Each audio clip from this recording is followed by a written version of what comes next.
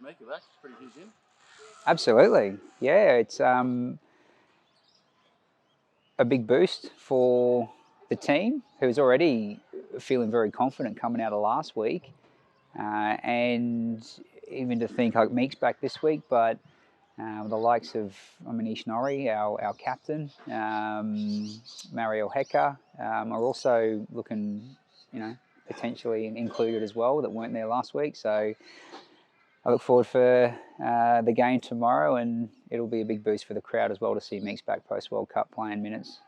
A few good headaches for you then.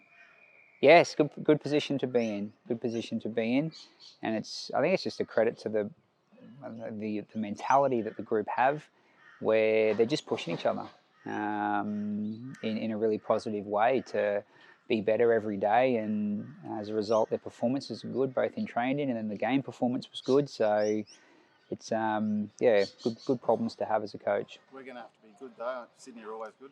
Yeah, look, Sydney have been the benchmark for a number of years now. They recruit well. They play an exciting brand of football. They're very aggressive.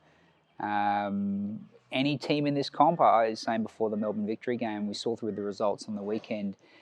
On their day, any team can knock off any other team. And we saw that last year with Wellington knocking off Sydney as they were in the run into the finals. So they are a strong outfit. They've got some, at least one big out for them, which was really sad to hear for Nat. So we wish her a speedy recovery. But we know they recruit well, and they'll have plenty of players ready to step into her role. We need to be at our best every week to beat the opponent. Yeah, Tobin being out is a big one. I guess you can exploit that though. The defence will be a bit weaker.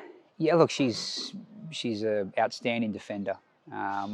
We just spoke before about we know every player that is brought into that team will give their 100% for that badge, the same we'd expect of our players. So whoever steps in, we know is going to be a really fierce competitor as well. But she is their leader.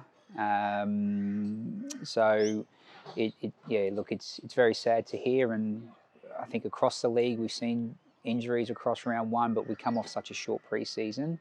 I think it's definitely something for the PFA and the rest of them to look at about how we get a bit longer run into the season or avoid these types of things. So very sad. Something that have you voiced your concerns about?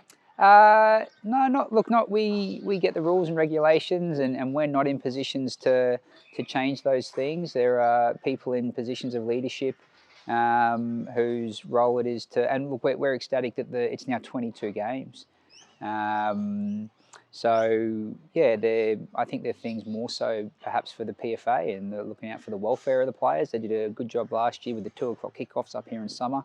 Were tough week in, week out for us to deal with. So we've had some movement on that, and we're still playing earlier time slots, but not as early, which is a positive.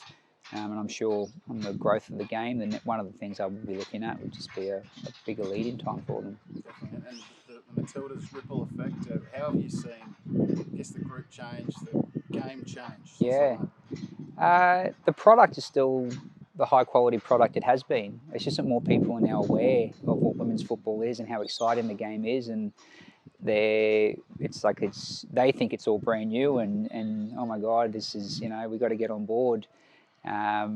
It's the same as last year. It's just that it's nice that the success of the Matildas and the legacy of the World Cup has made everybody see women's football as an exciting place to take your family and watch the games, watch on TV, get behind your team. So we saw last week in Melbourne, it was sold out. First time I've seen a whole stand of fans up with scarves above their head as the teams walked out, and it's nice to be able to share what we have shared already as a playing group and a smaller fan base the last 2 seasons.